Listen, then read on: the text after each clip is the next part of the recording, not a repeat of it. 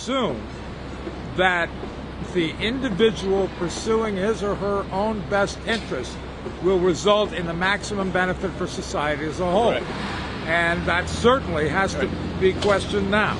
Over 3 days in September 2008, when the financial crisis shocked the world, Queen Noor of Jordan, Sakyong Nipam Rinpoche, and Rabbi Irwin Kula conducted dialogues on compassionate leadership to the partners and senior managers of Goldman Sachs and to the trustees and close to 2,000 students of both New York University and Tufts University.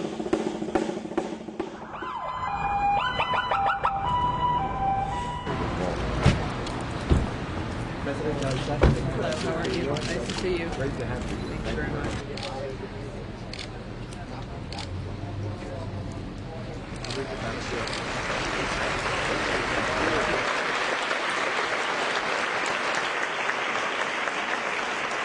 The people who you despise most are as committed to justice as you are. It just turns out that their understanding of justice is radically different than yours.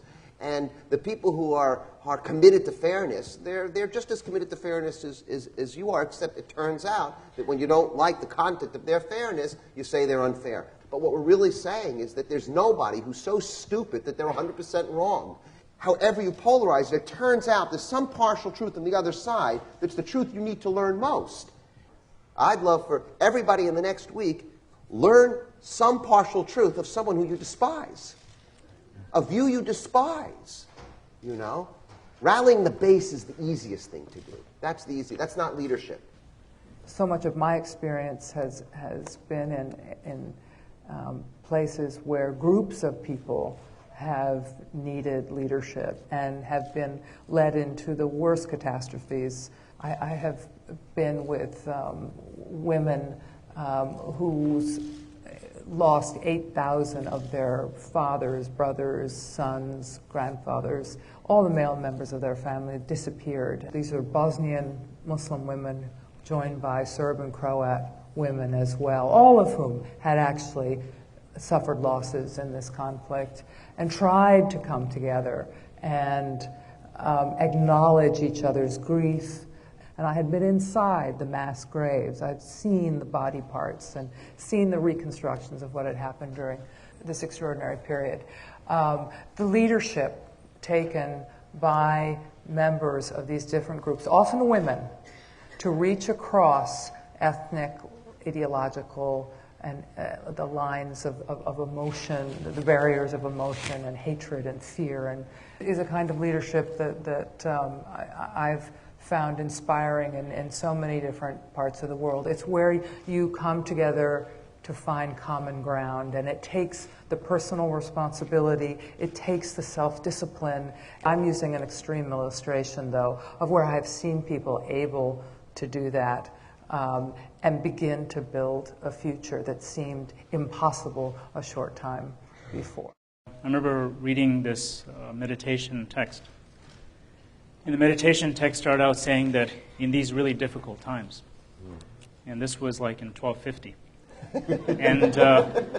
and this was, in my mind, a golden era within Buddhism, you could say.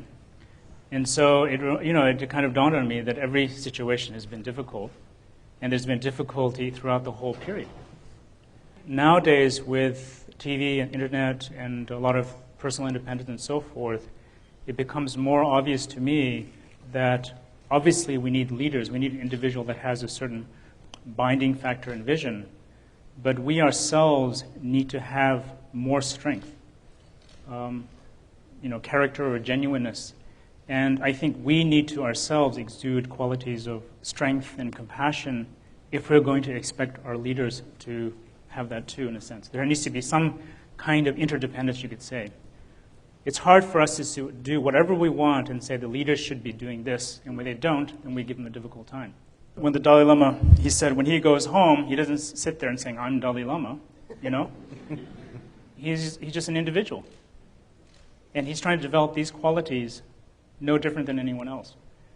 If all these difficulties are in another's hands, then we feel scared, we don't know what's going to happen.